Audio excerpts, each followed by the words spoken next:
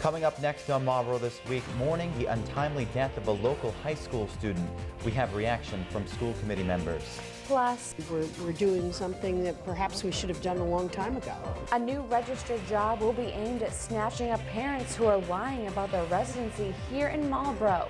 We have the details of the now okayed plan. And with competition for the mayor's seat looming, incumbent Mayor Nancy Stevens gives you a sneak peek at her goals for 2008. Right now on Marlborough This Week.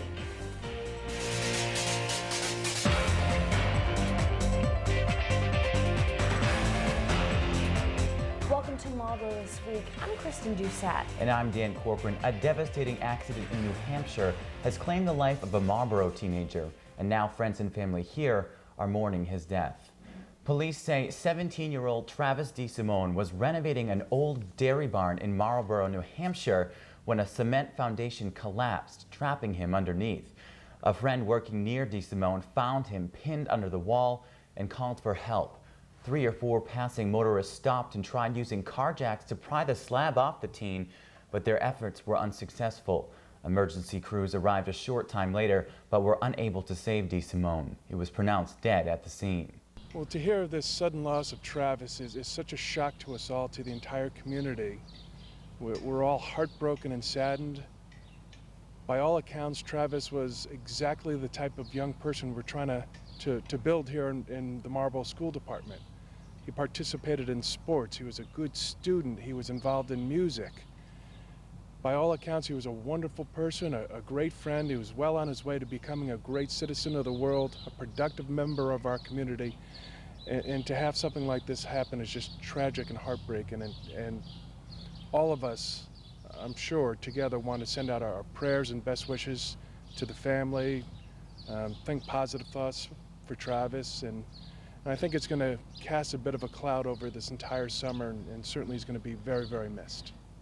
As a school committee member and a mother, my heart goes out to his family for the tragedy. I know as a parent of a child who is at the high school and is a member of the wind ensemble, she will be playing at the funeral on Saturday along with some other members of the wind ensemble, and they are very saddened, as is the rest of the community. And I think that the community sends our best wishes to his family and offers anything that we can do to help them. DeSimone would have been a senior at Marlborough High School in the fall. OSHA is now investigating the circumstances leading up to the accident.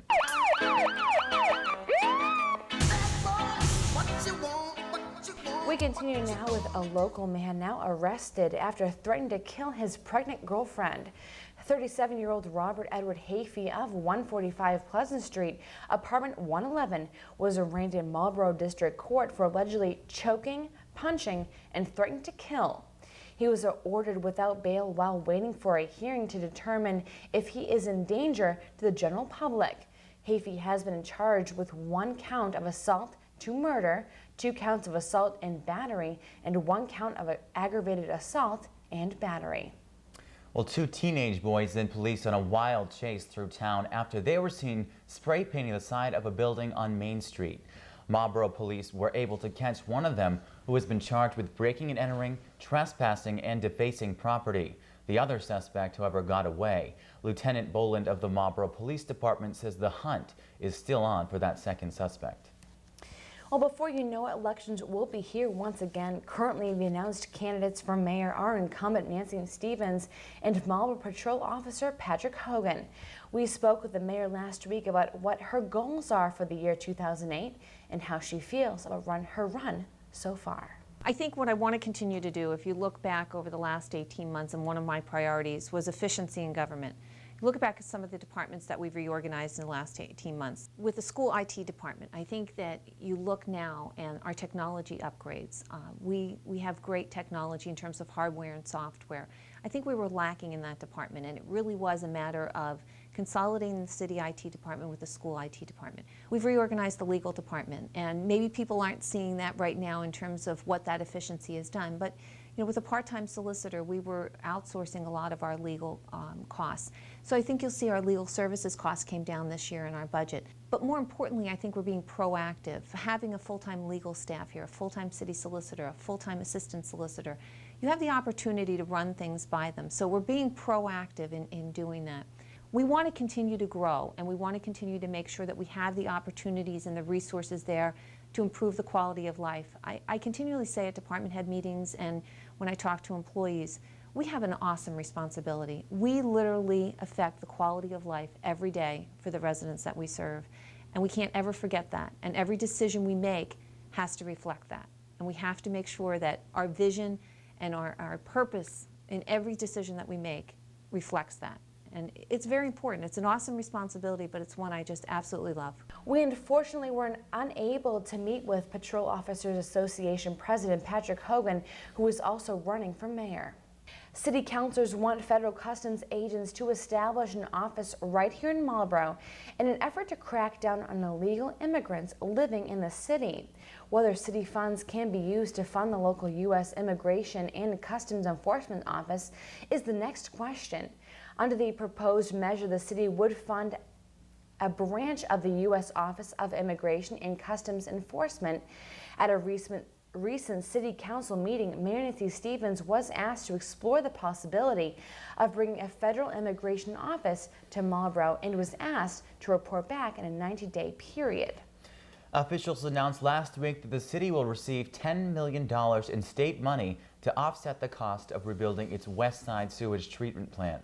But that money won't even make it to Marlborough if the project doesn't get the green light to participate in a federally funded low-interest loan program. The city was set to participate in the program until city councilors voted down a $41.1 million loan to pay for the project. Councilors say that they did not have enough information to approve that loan. The possible sale of the old fire station located at 91 Main Street to WHRT Management Corporation was tabled at last week's City Council meeting. This action delayed the vote to sell the property until at least July 23rd, which is the date of the next City Council meeting. Mayor Nancy Stevens seems to be supportive of the sale. WHRT is only the third party to make an offer to buy the building despite 4 attempts by the city to sell it. In a recent meeting, Marlborough's Conservation Commission heard all about alterations to a proposed development at 150 Cook Lane. Developers say it will ease concerns made loud and clear by its neighbors. The proposed development at the Morrill Farm site has been harshly criticized as a dense housing plan that would build 27 houses on 16 acres of land. After a walkthrough of the site by city officials, the plans were altered and the amendments were presented to the commission at the meeting the following day. At a recent community forum concerning the future of public transportation, the City of Marlborough residents expressed their thoughts about how transportation would improve if the city joined the MWRTA. City officials are now convinced that the city would benefit from joining the new group. Currently, the city belongs to the Worcester Regional Transit Authority, but the recent legislation will now allow Marlborough to join the newly created Metro West Regional Transit Authority. Currently, the city offers 3 public transportation buses and vans, the Assabet Valley Council on Aging, the Lyft, and the Local Connection. The school committee has now okayed the hiring of a central registrar to verify residency of parents who are enrolling their child in the Marlborough school system. This is a key step in a plan to stop out-of-towners from illegally participating in the local system. It will help Marlborough schools tremendously because it will free up our principals to focus on teaching and learning. This is a very common method of registration in most large public schools. So really, we're doing something that perhaps we should have done a long time ago. The Marlborough Climate Action Network is dedicated to promoting local action to save energy and the environment. And here are some energy-saving tips that you may want to try this summer. Keep cool this summer with less energy. For example, shut off your air conditioning and open your windows at night to cool your home. Grow your own produce or buy locally to save the energy that's required to transport produce. Make a compost bin. Set up a bin in your yard and throw fruit and vegetable peelings in to help return nutrients to your soil. Drive less and drive smarter. Take advantage of the summer months by walking or biking to your destination, and try a solar dryer. Try a clothesline and enjoy 5 to 10% off your next electric bill. Now, that's a good way to save money and save, energy too. Simple steps. That's right. It's very easy. Anyone can do it. Just try them. That's right. Well, coming up next, a popular snack food sold nationwide is being recalled due to concerns of contamination. We have the details you need to protect you and your family. Plus, don't have health insurance? Well, according to State Representative, that is all about to change. Stay with us.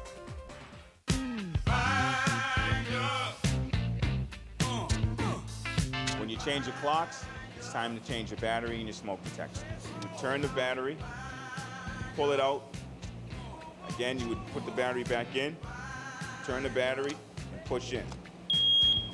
It's also important to clean out your smoke detectors. You would want to use a vacuum cleaner with a proper attachment.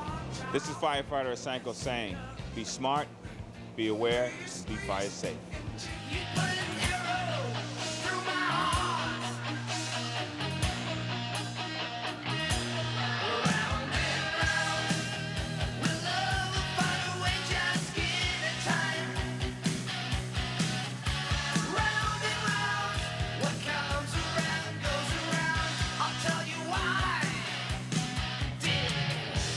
Welcome back to Marlborough this week. On Monday, the House and Senate passed a $26.8 billion budget, which restricted spending growth to just 4.2% over last year's budget. Governor Deval Patrick's budget priorities for education, public safety, and public health were honored within the budget. Patrick has up to 10 days to review the spending plan and decide which parts to veto or return with amendments. Patrick's initial reaction was that of satisfaction with the legislators' work. A warning for consumers this week: all sizes of Veggie Booty snack food are being recalled by the manufacturer. That's after 51 cases of salmonella poisoning in 17 states may be associated with the product. Consumers who have Veggie Booty in their homes should discard this product and contact the company immediately. You can call 1-800-626-7557 for reimbursement. None of the other booty snacks such as Pirate's Booty, Cocoa Booty, and Fruity Booty are included in the recall. Security was stepped up at Logan International Airport this past week, according to the Boston Globe. It was in reaction to the fiery crash of a sport utility vehicle into a terminal at the Glasgow Airport. Britain raised its terror alert to critical, and the Bush administration then announced plans to increase security at airports and mass transit. Precautions were being taken here, in the air, and leading up to this past week's 4th of July holiday. Well, Massachusetts' first-in-the-nation health insurance mandate took effect this past Sunday. Individuals who haven't had insurance for years can now be covered under Commonwealth care. We are embarking on a historical event in terms of accessing health care for all of our citizens in the Commonwealth, not being done anywhere in the country. It's done throughout the world, and we're trying to aspire to that on behalf of our citizens. But essentially, what it means is that all individuals have to have health care insurance, either through employers or accesses them through themselves. If they're not being offered it through their employers, there is a couple of systems in place through their employer or through state services, the Commonwealth Connection, that they can access the health care. It's a monumental event in our state. It's still a work in progress. It's still an experiment, but I think the policymakers and the leaders of the Commonwealth are committed to making sure that all citizens of Massachusetts have health care, and this is the journey we're on right now. Individuals who earn less than $15,000 per year and families whose annual income does not exceed $31,000 are now eligible for the free health care. To enroll, you can call Healthcare for All helpline at 1-800-272-4232. Well, boaters beware if you happen to be spending some extra time in Lake Winnipesaukee this summer, as New Hampshire Marine Patrol officers will be armed with radar guns. Until the program takes full effect, officers will not be pulling over boaters. Take caution, although, in August, as the Pilot Boating Speed Enforcement Program takes full effect, and officers will show no mercy. For the meantime, officers will only be testing the radar and collecting speed information. Well, cable companies are planning to charge more for set-top boxes to help pay for new, more expensive versions mandated by the Federal Communications Commission. They state that the price increases are a result of the government's plan to spur competition for the boxes. It's not yet clear how much the charges will rise. Gas prices are going in a great direction lately as prices here in the Bay State as they fell another cent per gallon over this past week. I know what you're thinking, it's just a penny, but this will make this the 5th consecutive week where we've seen a decline. A statewide survey by AAA found an average price of $2.92 per gallon of self-serve regular, down from $2.93 last week. Massachusetts gas prices remain below the nationwide average of $2.95. Online auction powerhouse eBay is banking that you might want to advertise online. It's a new site meant to rival the ever-popular Craigslist. The Wall Street Journal reports that the U.S. version of the site has gone live, and at the moment posting ads is free of charge, but the company will be exploring how it can make money by possibly charging for premium ads on the site in the future. The rise of online advertising is just one of the reasons that newspaper advertising is declining. Well, despite dreary weather, thousands gathered to the 4th of July in Boston. Rain clearly did not faze the estimated 500,000 people that assembled on the banks of the Charles River for a spectacular fireworks display celebrating America's independence. This year's event was hosted by Craig Ferguson of the CBS show, The Late Late Show. Rocker John Mellencamp played 2 of his most patriotic songs, Rock in the USA and Our Country. The event ended with cannons and church bells, with fireworks bursting with color over the river. Did you go? I didn't go to Boston. I was actually camping up in New Hampshire. Did you get to see any fireworks this year? I didn't. You saw no fireworks? I didn't. Nothing. And I'm sad, but... It's always next year. That's right. All right, well, just ahead, we met up with the Marlborough Junior Women's Club president to get a sneak peek on their club and also on one very important event. And we got up close and personal with a great local newsletter. That's right after this.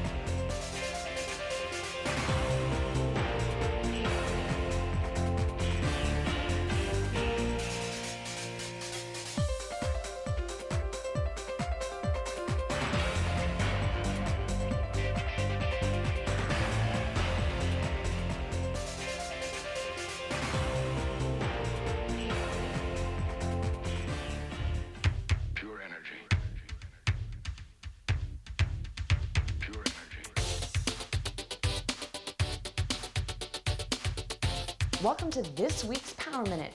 Not only is this meal nutritious, but it's virtually hassle-free. Take a look.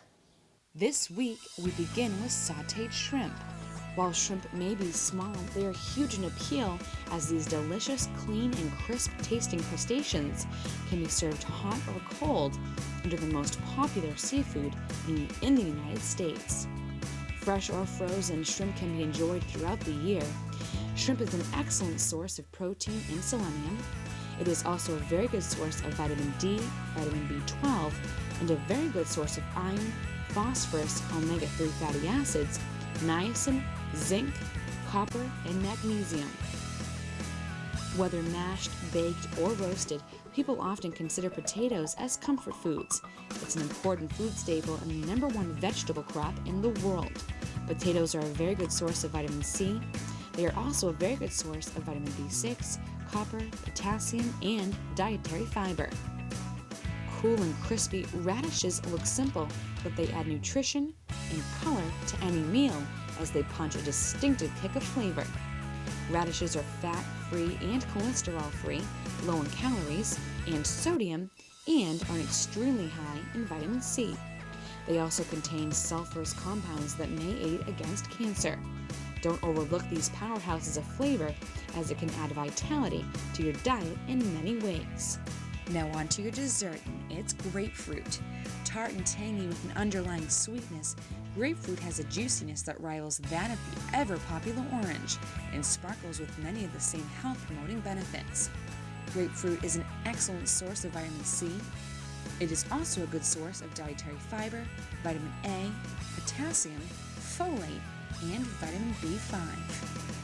Stay tuned each week as I'll be bringing you the meals that contain foods that have the richest amount of nutrients, the least amount of calories, and the most health benefits for you and your family. Continuing now with Marlborough on the Go. If you haven't heard of this newsletter, it's a monthly publication that is aimed at keeping the residents of Marlborough up to date with some great events. The mission of the Marlborough on the Go is to get information out to our senior community as well as anyone in our community who's interested in our services, our programs, anything at large that we offer here at the Senior Center. And it provides various information, not just a schedule, which is included in every newsletter about what's going on here at the Senior Center, but each staff person has their own page and their own information that they provide. We have new exercise classes. We have a new nurse here on staff, Nancy Fernandez. So next week we'll begin the toning exercise class on Thursdays. It'll begin at 10 o'clock. We have our new wellness clinic back in place with our new nurse from 11 to 1 on Mondays and Thursdays, very important. One thing that's incredibly special that's coming up that I would encourage any individual and every individual, not just seniors in the community, our new nurse is Nancy's sponsoring a wonderful new sort of workshop class. It's this Monday, the 9th. It's at 10 o'clock. It's called The Principles of Sound. And it's not just for hard of hearing individuals, but it's for everyone who wants to get in touch with sound and emotions and how sound has an effect on our emotions, our state of mind, our well-being. It's a very wonderful presentation. I've been peeking over her shoulder as she's been preparing. So that's Monday at 10 o'clock. Please call or just feel free to drop by and join. The Marlborough Junior Women's Club is a nonprofit organization which is dedicated to making a difference in the community. The club is made up of a diverse group of women who work together to serve the community of Marlborough with the mission of improving the lives of others while having a lot of fun. Here's the Juniors President, Katie Roby, with more on this great group. Marlborough Junior Women's Club is an organization that's been part of Marlborough doing civic events, promoting goodwill in the community for the past 40 years. We are a part of the General Federation of Women's Clubs, which has been in existence for over a century, doing the same kind of work that we do.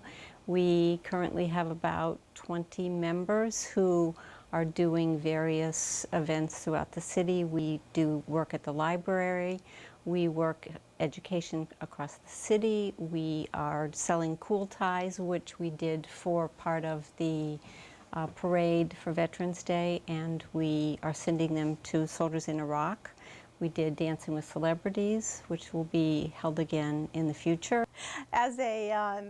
As a member of the Marlborough Junior Women's Club, I'm actually the dance committee chair, and I have to tell you, I danced last year for the club, and there's a great commitment involved with the dancers, and it's not just the fact that they're dancing that one evening. They have to invest time and learn the dances, and then there's the jitters the night of, you know, going out in front of the whole town and knowing that you're going to be on display. So I give them a lot of credit for volunteering. So we have 10 dancers now that I believe that have committed.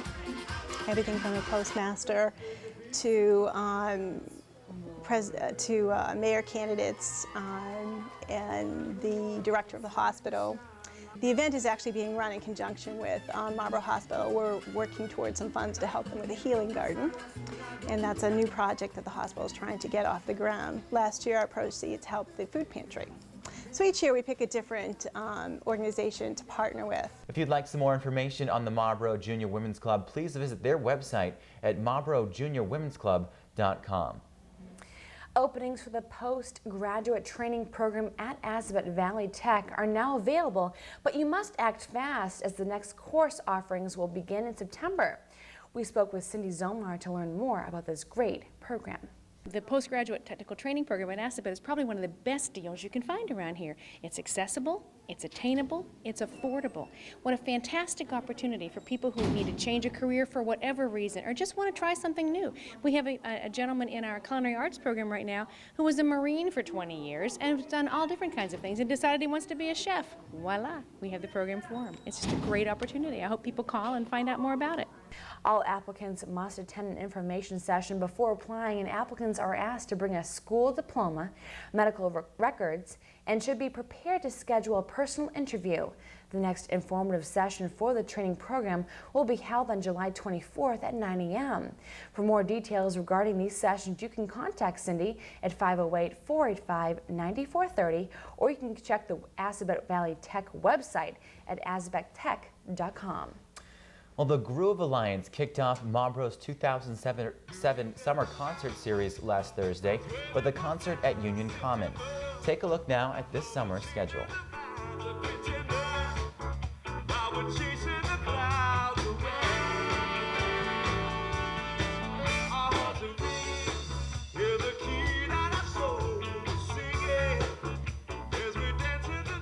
The concerts are free and everyone is welcome. Concerts begin at 7 and end at 9 on Union Common every Thursday evening throughout the summer. Please feel free to contact the Recreation Department at 508-624-6925 with any questions you may have or any concerns you may have. Live music, never a bad thing. It's great to be outside listening to it too. Exactly. Let's go now to Gina. She's at Sudbury with the Animal of the Week. Thanks, Kristen. This is Millie, and she came in with her two kittens that are Bill and Phil. They have been adopted, but Millie is looking for a home. She's a very sweet young female. We did just spay her, so she's ready to be adopted. She's friendly, seems good with other cats, and she's active. So if you'd like to find out more about Millie, you can please call us at Buddy Dog. The number is 978-443-6990. Thank you. Thanks, Gina. Well, sponsored by the City of Marlborough and the Arts Alliance, the Saturday Morning Discovery Series is pleased to present Nick Page with the sing-along Zest Fest. It will take place at Union Common on Saturday, July 7th. The event is free, and if it should rain, the event will be moved to the Walker Building on Main Street. For details, please call 978-562-1646. We just want to remind you that WMCT-TV's previously named Marlborough magazine has a new name and a new look to kick off what is sure to be an amazing season. Now simply called The Magazine, the show will focus on local events and stories in the city of Marlborough and the surrounding areas. The month's show, aired this week, will focus on fish keeping, ant prevention, and summer events at the Marlborough Public Library. You just don't want to miss it. You don't want to miss that or anything else that's happening around town. Here's a look at your community calendar.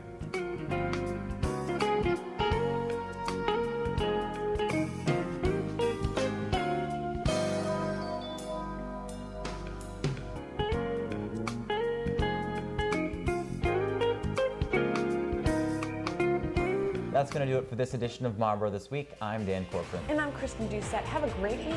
I know.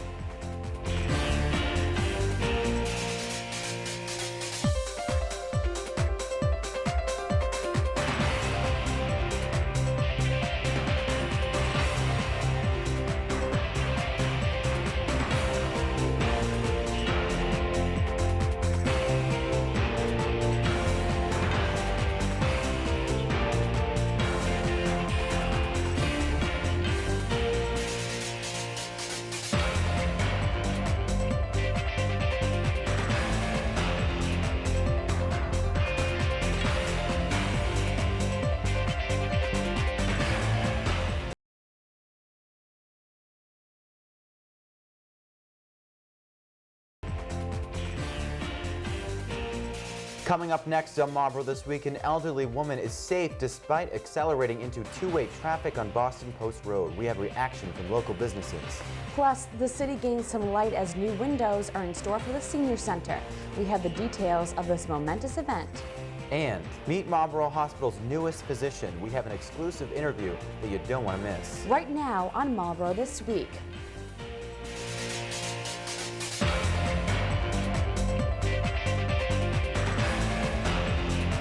Route 20 20 was closed on Wednesday afternoon after an elderly woman came close to death. Welcome to Marlborough This Week. I'm Kristen Doucette. And I'm Dan Corcoran. 74-year-old Mary Sheldon crashed her car into gas meters near Route 20 on Wednesday, causing an area evacuation and roadblocks.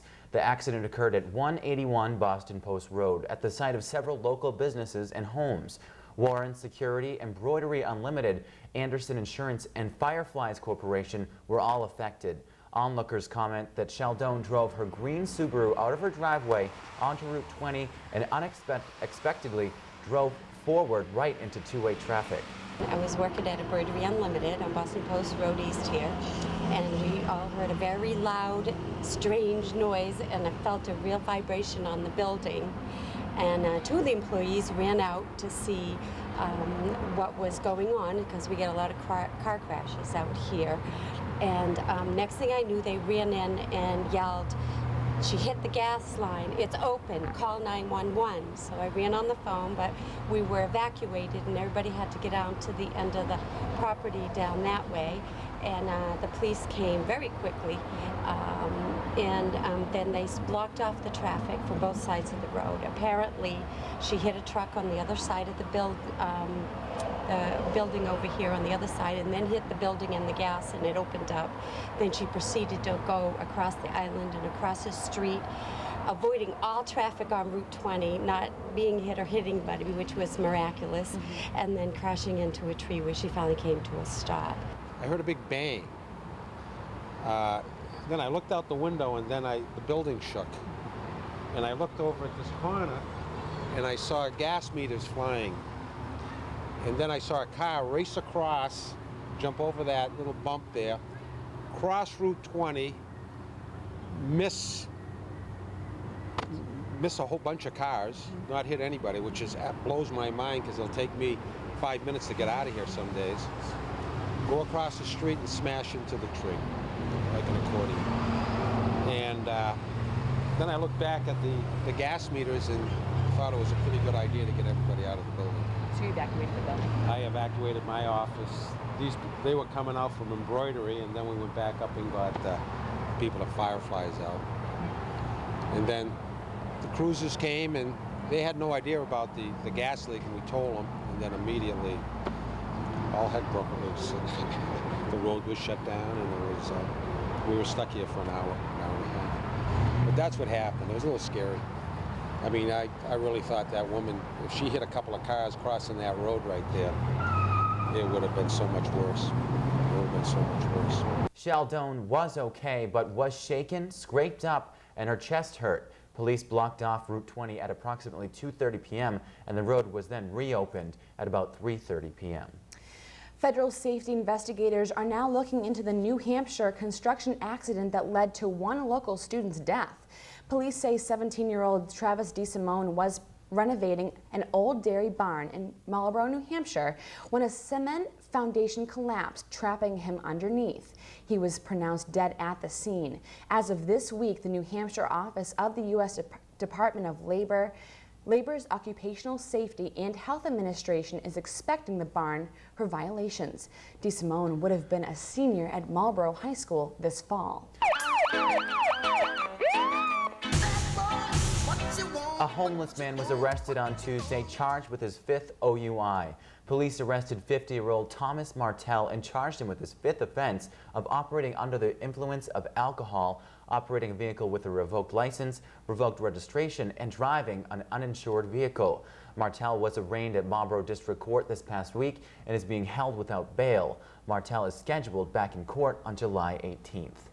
A grand jury indicted a local man on 3 counts of raping 3 underage victims. According to the district attorney's office, 23-year-old David Dudley of 3 Elm Place faces 3 charges of rape of a child with force, 2 counts of indecent assault and battery on a child under 14, intimidation of a witness, sending obscene matter to a minor, in possession of child pornography.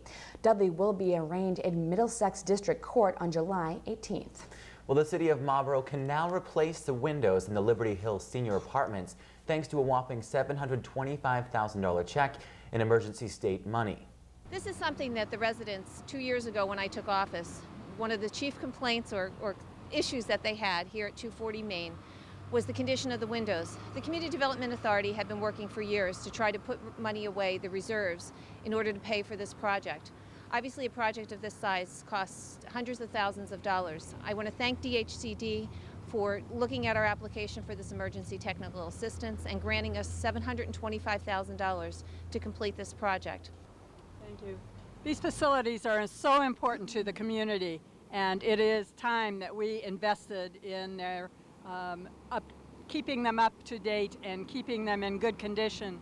I think we're looking forward to the next year or two as the windows are replaced, and we can give confidence to the people who live here that they can call this place home, that they are secure, that they're safe, and they're enjoying a good quality of life. So again, I want to thank the mayor for her leadership on this.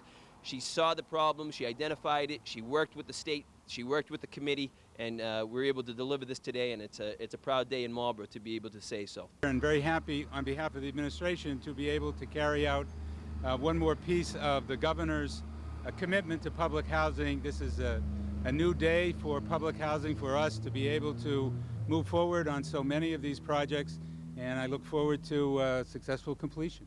The Department of Housing and Community Development money will replace all the windows in the more than 120 apartments in the building, which is located at 240 Main Street. The predicted date for construction is set for spring 2008. The Marlborough 2010 Corporation is proud to announce that the city that has been awarded a $10 million grant from the state under the More Jobs Grant Program. The More Jobs Grant Program provides grant funding support public infrastructure associated with economic development projects that support job growth in the Commonwealth. The Marlborough 2010 Corporation requested the grant on behalf of the city to help with financing the city's upgrades to the Westerly Water Treatment Facility.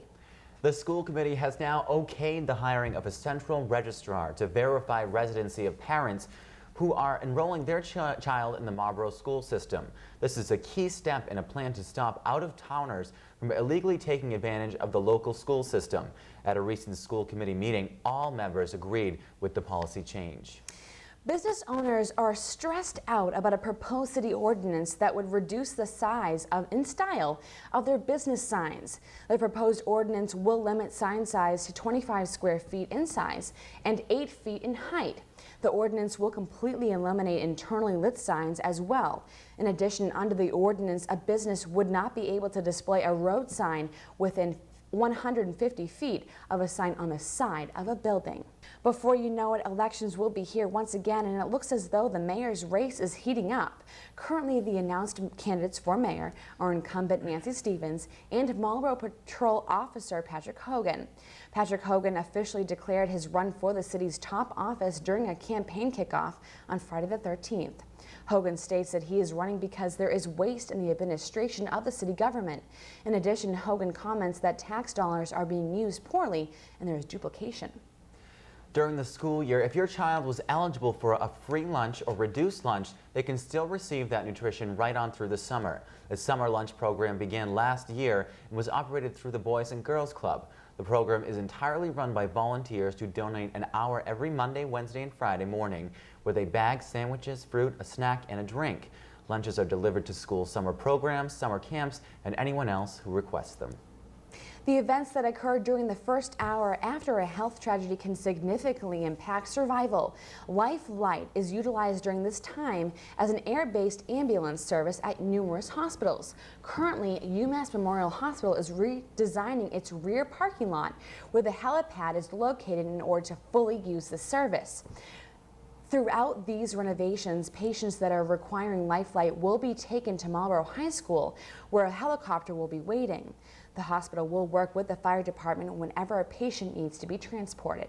A new internal medicine physician with the UMass Medical Group has joined the Marlborough Hospital medical staff. We caught up with Dr. He this past week to see how she is enjoying her stay so far. And I recently relocated to Marlborough area and joined the UMass Memorial Medical Group. I have been in practicing medicine for the past 10 years. Finished my residency in Long Island, New York, and then following my residency, I was practicing in Northampton, VA as a staff physician for 7 years. Currently, I accepting new patients. Focus of my practice is geriatric preventive medicine, diabetic, and lifestyle modification for improving life quality for the patient. I try to incorporate a health lifestyle to the patient population and improve life quality and treat their chronic illness. Very excited to be at the area, and it is fun to work with the office people and the patients here. Dr. He's office is located at 640 Bolton Street in Marlborough, and she said she's currently accepting new adult patients. If you'd like to speak with Dr. He, you can call her at 508-481-0200. We certainly welcome her to the area. And she's a lovely lady. She's very excited to be here, so. Excellent. Well, coming up next, a local pioneer in local broadcasting will be stepping off the anchor desk for the last time. We have who it is and when the last sign-off will be.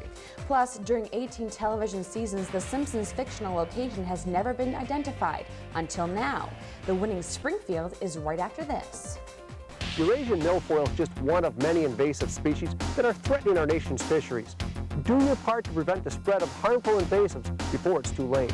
Before you leave the landing, inspect, clean, and drain your boat, motor, and live wells. Properly dispose of any invasive species you find. That includes dumping, not releasing into the water, your unused bait. Hey, remember these 3 simple steps: inspect, clean, and drain. Do your part to halt the spread of invasive species.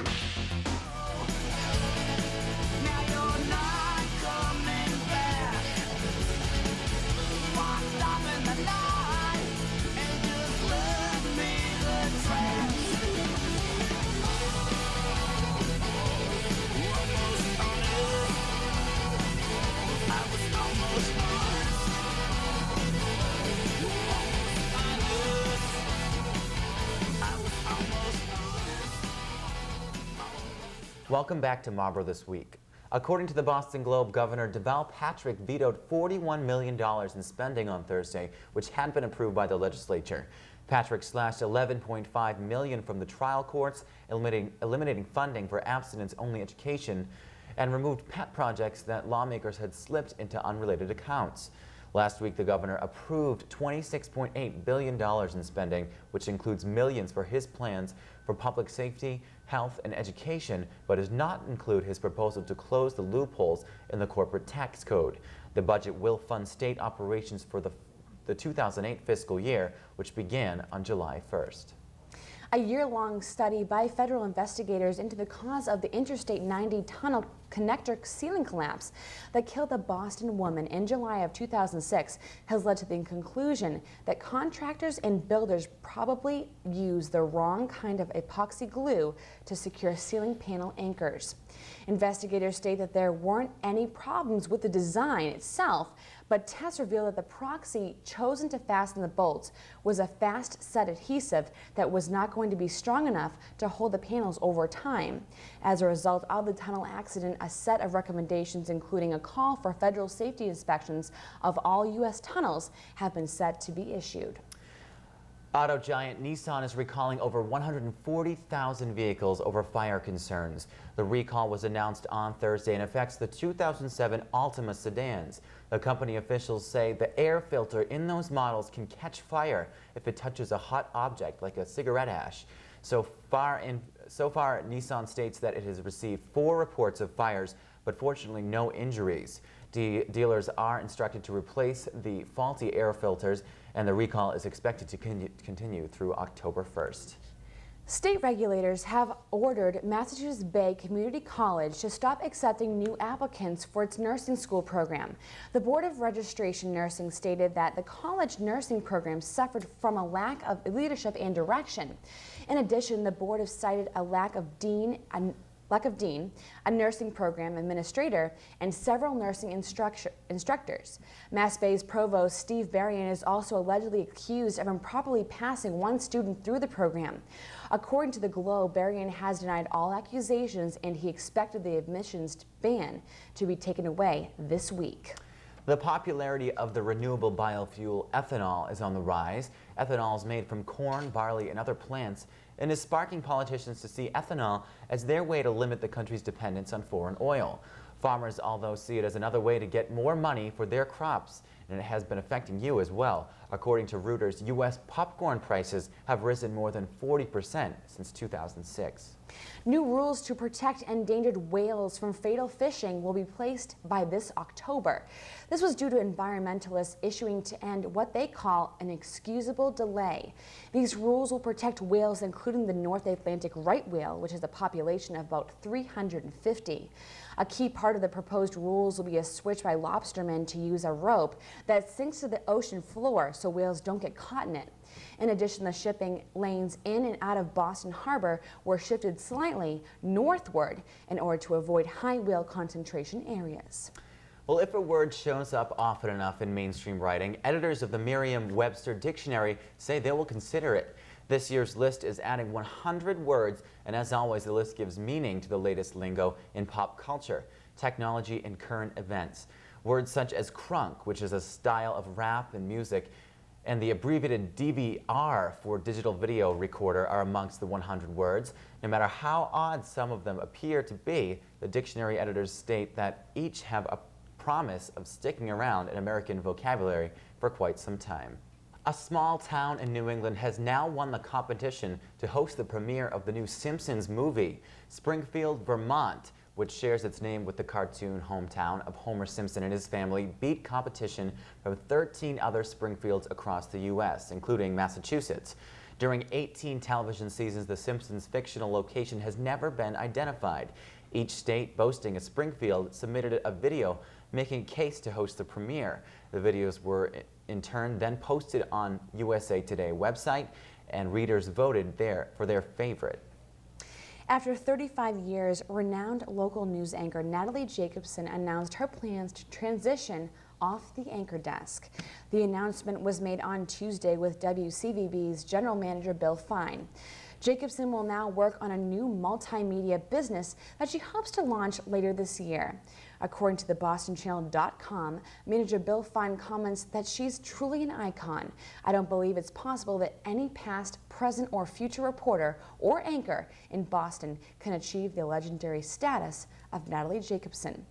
Jacobson will officially sign off on July 18th on the 6 p.m. newscast. Certainly wish her the best of luck. Familiar face. And knowing her, she'll be successful. Oh, definitely. She's already moving on to new projects. Well, just ahead, meet the new wellness clinic nurse for the Council on Aging. She has information you just don't want to miss. And Harry Potter mania heats up as the last book is about to hit store shelves. We have how you can rev up before the book release right here in Marlborough.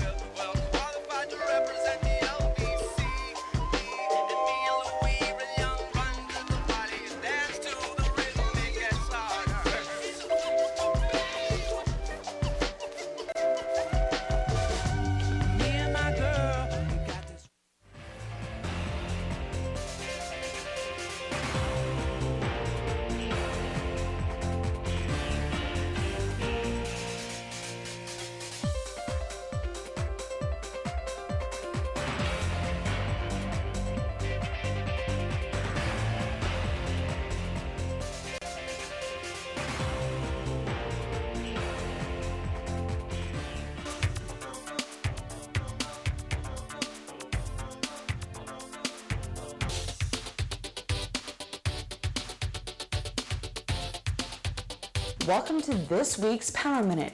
Now watch this meal closely as we take it from the PM to the AM. It's true that people who eat breakfast regularly stay slimmer, are more mentally alert, and may even live longer than those who don't eat breakfast. Having breakfast is vital, but so too is what you eat. We begin this week with buckwheat pancakes. Buckwheat is a very good source of manganese and a good source of magnesium and dietary fiber. Buckwheat contains 2 flavonoids with significant health-promoting actions. The protein in buckwheat is a high-quality protein containing all 8 essential amino acids. Next, I'm adding wheat germ. The wheat germ has other health benefits such as it dissolves cholesterol. It can also fight heart disease, and it can also defend the body against cancer. Taking a little bit of wheat germ every day can get you on the road to being healthy. Blueberries are literally bursting with nutrients and flavor, yet they're very low in calories. In a recent study, blueberries came out on top, rating highest in their capacity to destroy free radicals. I'm adding a few blueberries to my pancakes to get an extra kick of flavor and an extra boost of health. Next, onto yogurt.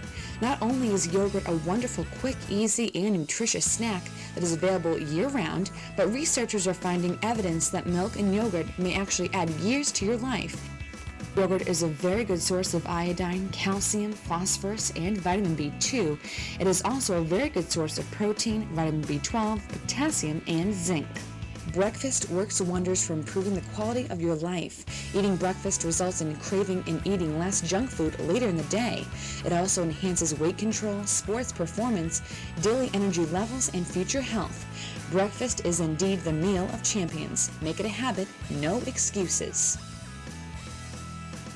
Are you looking to get in touch with sound and maybe your emotions? Maybe you'd like to learn how sound affects your well-being. Well, if you are, here's the Senior Center's nurse, Nancy Fernandez, to let you know how you can do just that and a little bit about herself as well. Take a look.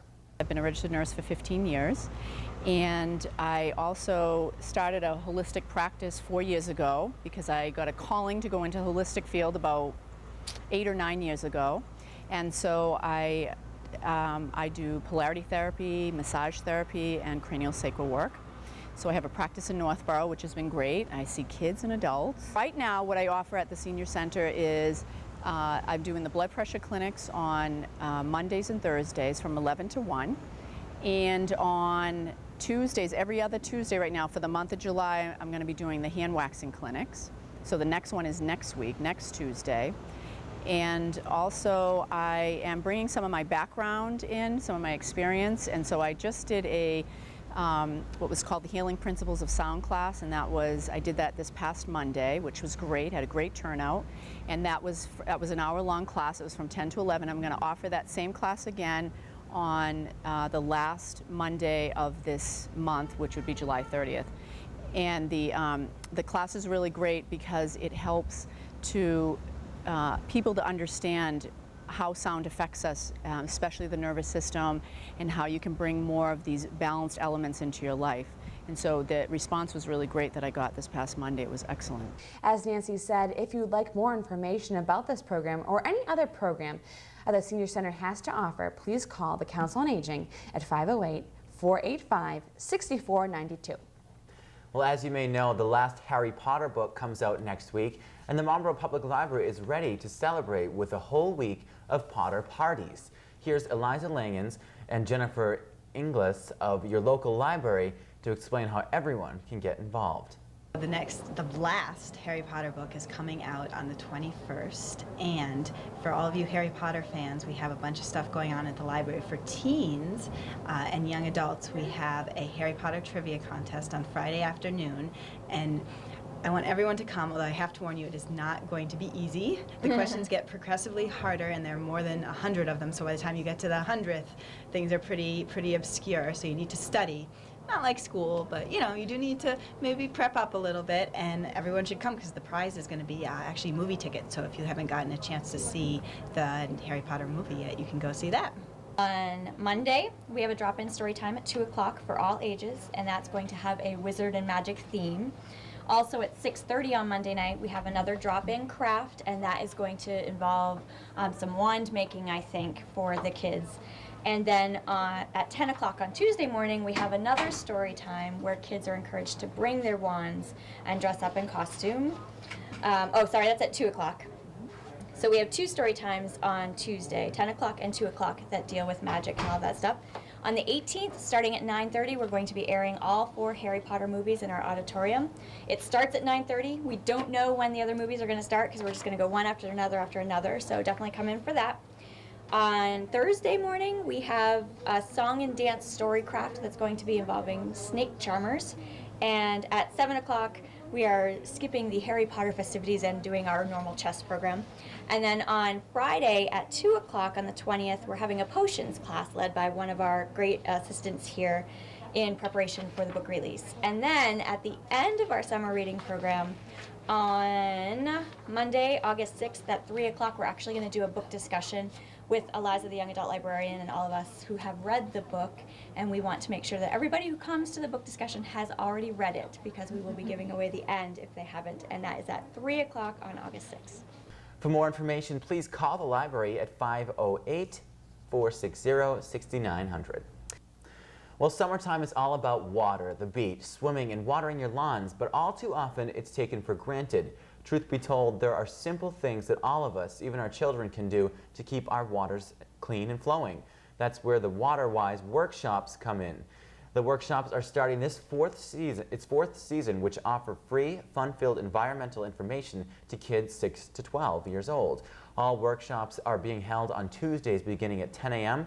at the Grove on Route 85 in Marlborough, and they typically run about 45 minutes. We'll be going to this Tuesday's workshop, and we'll bring you a full report on how it all goes next week. I can't wait to go, because I'm sure I'm going to learn something. Yes, probably will. I bet you will. But for now, we have to go to Gina. She's at the Buddy Dog Animal Shelter in Sudbury, and she has the animal up for adoption this week. Hey, Gina.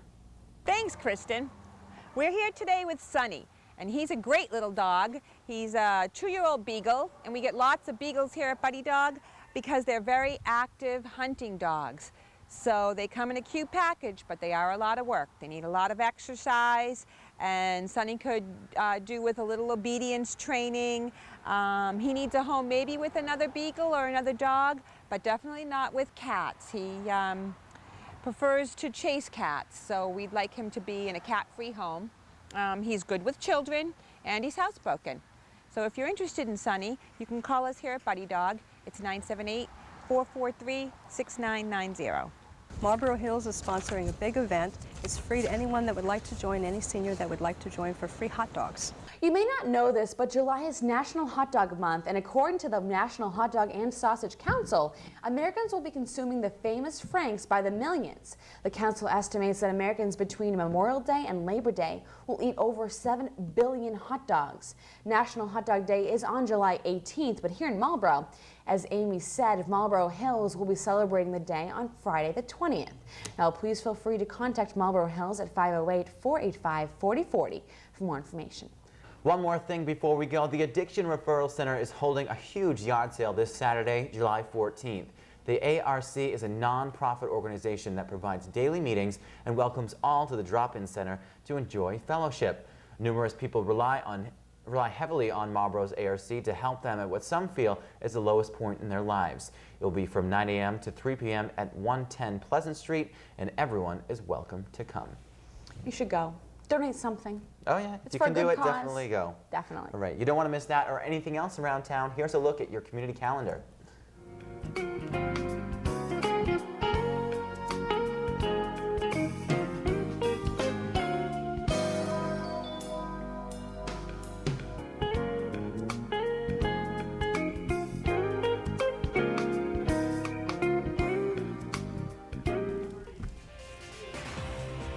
That wraps up this edition of Marlborough This Week. I'm Dan Corcoran. And I'm Kristen Doucette. Have a great week. Bye now.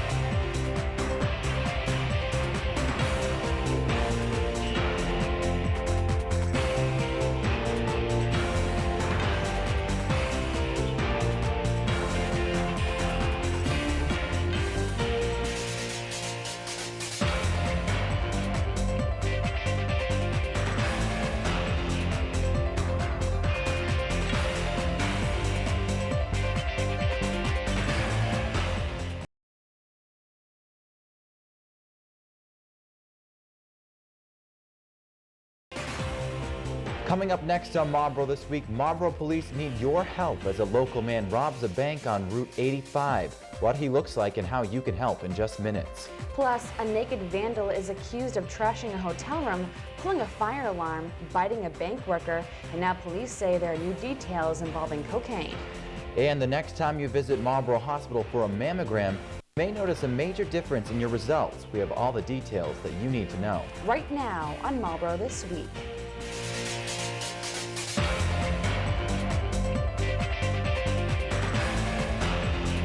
Welcome to Marlborough This Week. I'm Kristen Doucette. And I'm Dan Corcoran. The search is on for a suspect in Monday's bank robbery, and police now are looking for your help. A man robbed the Commerce Bank on Maple Street this past Monday morning, and according to police, the man took an undisclosed amount of money. A man entered the bank around 9 o'clock in the morning and proceeded to hand the teller a note demanding cash. The teller handed over the money, and the man took off. The man did not appear to have a weapon. The robbery triggered an intensive search that involved police dogs. Police described the robber as a white male in his mid-20s, approximately 6 feet tall, 180 to 190 pounds, wearing faded blue jeans, a blue V-neck sweater, and a green Red Sox baseball hat. Anyone with information pertaining to Monday's robbery and/or the suspect is asked to contact the Marlborough Police Department Investigations Unit at 508-624-6956. A disturbed man trashed a room at the Comfort Inn on Donald Lynch Boulevard on Monday before running across the street naked. According to police, 40-year-old William Viteratos then proceeded into the Digital Credit Union headquarters, where he pulled a fire alarm, assaulted an employee, and was wrestled to the ground. The 40-year-old man was immediately sedated and taken to Marlborough Hospital for an emergency psychiatric evaluation. He was held overnight. According to the Metro West Daily News, as of Friday morning, police now say they found a used crack pipe in the trashed hotel room. According to police, Viteratus was charged Wednesday with assault and battery, malicious destruction of property over $250, false fire alarm, disorderly conduct, indecent exposure, and possession of cocaine. He is due back in court on August 6th for a pretrial hearing. A Lawrence teenager was arrested last week after police seized 50 grams of cocaine hidden in his car. According to a police report, around 9 p.m. last Thursday, an unmarked car noticed an 18-year-old Jose Miguel Rodriguez standing next to a blue Lexus on Warren Avenue. Thinking that the boy was attempting to break into the vehicle, he pulled over and began questioning. After a search, police found 50 grams of cocaine in a hidden compartment in his vehicle. The white powdery substance was found in a black taped container. City officials have announced a final cleanup proposal for brownfields on Jefferson Street. This is the site of where remnants of an old oil company continue to remain. The city hired Lowell-based TRC to examine the property and develop a cleanup plan. Once it has been submitted to DEP and the EPA, and once we hear back from them that they've approved it, we will proceed with putting specifications together in order to do the actual cleanup. We hope to have the specifications together by mid-August, put it out to bid, and prior to the winter have the site completely cleaned. The cleanup effort is aimed at beautifying the land, which adjoins recreational fields and trails. Well, business owners are stressed out about a proposed city ordinance that would reduce the size and style of their business signs. The Urban Affairs Committee slowly edged through the fine details of the proposed ordinance this past week. The ordinance seeks to limit size and dimensions of business and non-business signs within the city. The committee decided to allow temporary banners for businesses who may need to replace signs before the council adopts the ordinance. The ordinance is designed to create signs that will make it easier for customers to find businesses and to improve the appearance of residential and commercial streets. Marlborough's Conservation Commission considered a project on Maple Street designed to improve the water flow around the city. According to the community advocate, the project involves improving water flow along Maple Street, which is part of the upgrade of the Maple Street pumping station. The station is being upgraded to accommodate an increase in water flowing from the neighborhood of a new 332-unit development that is being built on the Southborough line by Fairfield Residential. Those new units will aid in the satisfaction of the city's requirements for low-income housing. Marlborough parents are about to receive complete access to their child's curriculum through brand new web technology. EdNets is a Massachusetts-based web servicing firm that provides state-of-the-art technology, which is essentially a new website for the schools in the district. The site provides up-to-date features including calendars, sports schedules, activities, menus, bus routes, early release dates, classroom information, instructional materials, and guidance service. To register and become a member of EdNets, you need about 5 minutes and the website www.mps-edu.org. For information about EdNets, visit the website at www.ednets.com. Women who undergo mammograms at the Marlborough Hospital Women's Health Center will now benefit from the latest state-of-the-art diagnostic technology available.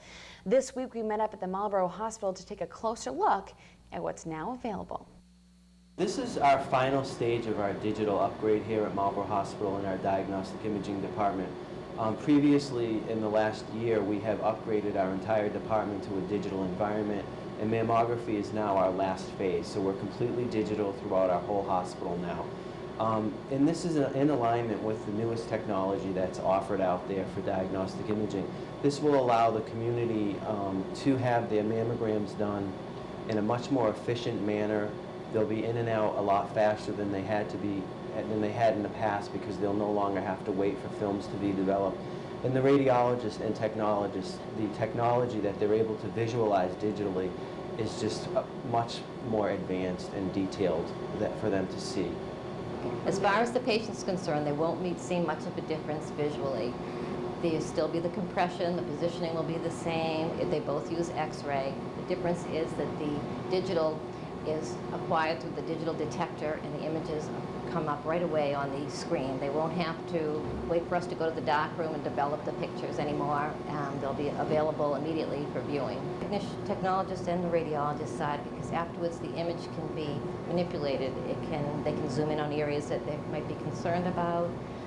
They can scan and make it lighter or darker, change the contrast or the brightness. So it's very much like your own digital camera. Besides the fact that the images are immediately available for interpretation once you're done with your exam, it's also very convenient in that if you have to go see a specialist or that you move out of state, these images can be then sent electronically to the facility where you're going to, and either providing them to you to bring with you on a CD or electronically through some secure email system. We're happy to report that Marlborough Hospital is one of the 20% hospitals nationwide that have digital mammography. So once again, we are right at the cutting edge of technology here at Marlborough Hospital. Routine screening mammograms are currently being scheduled in a 4-week period, and a physician's referral is not required. To schedule an appointment at the Marlborough Hospital Women's Health Center for a digital mammogram, please call 508-486-5566. And continuing with Marlborough Hospital, we want to inform you about currently offered programs. Here's a look at what's being offered. There are 3 community support groups: a breast cancer support, cardiac rehabilitation support, and a diabetes support group. And there are also 2 classes currently being offered: a cardiac rehabilitation education series and CPR, first aid, and a BCLS class. Now be sure to check out some of these classes and take advantage of all of what Marlborough Hospital has to offer. Now, I went and saw that new machine. It is amazing compared to the digital images before. The clarity is outrageous. Technology. So, great. Moving forward. That's right. All right, well, coming up next, leaves of 3, let it be is the saying, but a bigger, more powerful version might be making a little harder to escape the ghastly ivy. We have the dreadful details coming up. Plus, Natalie Jacobson signed off for the last time ever on the Channels 5 news desk this past Wednesday, and in case you missed it, we have all the highlights. Stay with us. Eurasian milfoil is just one of many invasive species that are threatening our nation's fisheries. Do your part to prevent the spread of harmful invasives before it's too late. Before you leave the landing, inspect, clean, and drain your boat, motor, and live wells. Properly dispose of any invasive species you find. That includes dumping, not releasing into the water, your unused bait. Hey, remember these 3 simple steps: inspect, clean, and drain. Do your part to halt the spread of invasive species.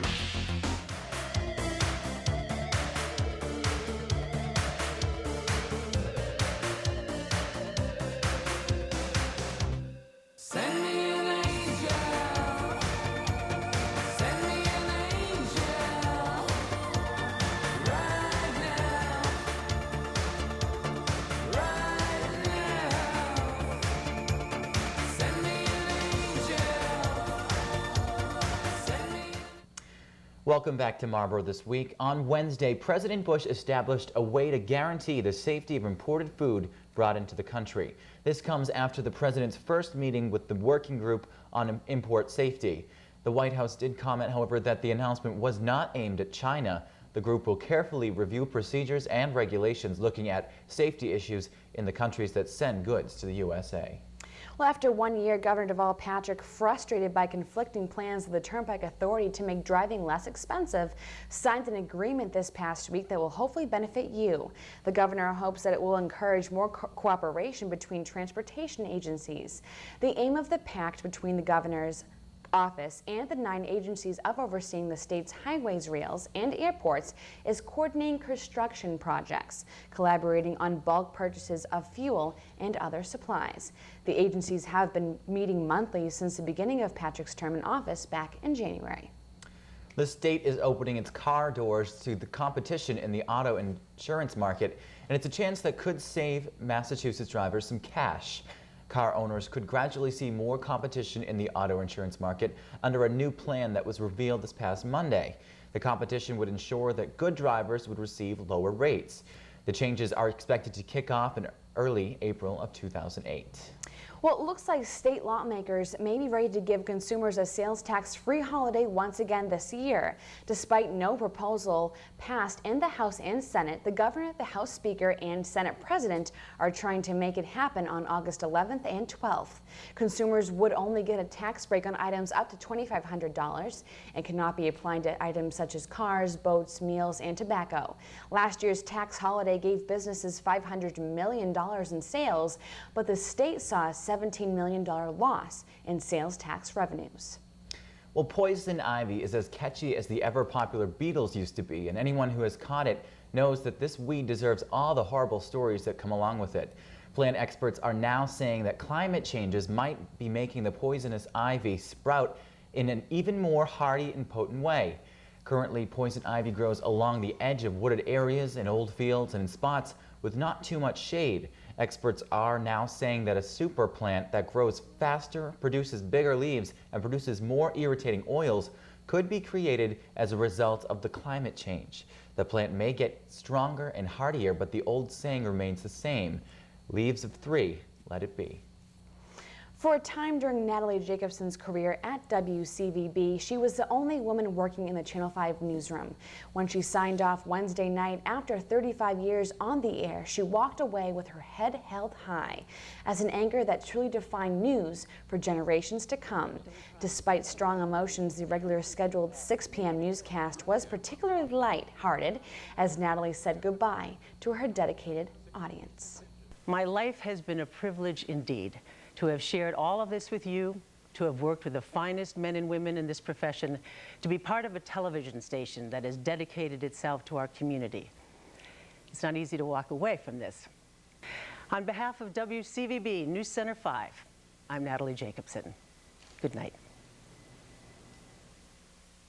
Jacobson is leaving WCVB to start a multimedia venture for baby boomers to help them deal with life after retirement.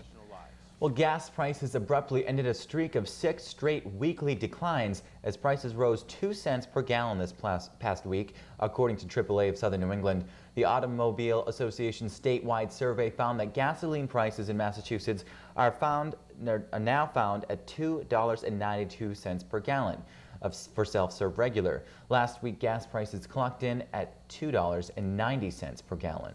Supporters of a bill expected to pass a key Senate committee this past week say they want to give the Food and Drug Administration the authority to regulate the levels of tar, nicotine, and other hazardous materials in tobacco products. The legislation would let the government control how cigarettes are made and force the disclosure of their ingredients. Supporters claim that this will ultimately limit the way cigarettes are made, and opponents of the bill say that the public will assume they are safe if they are regulated by the FDA.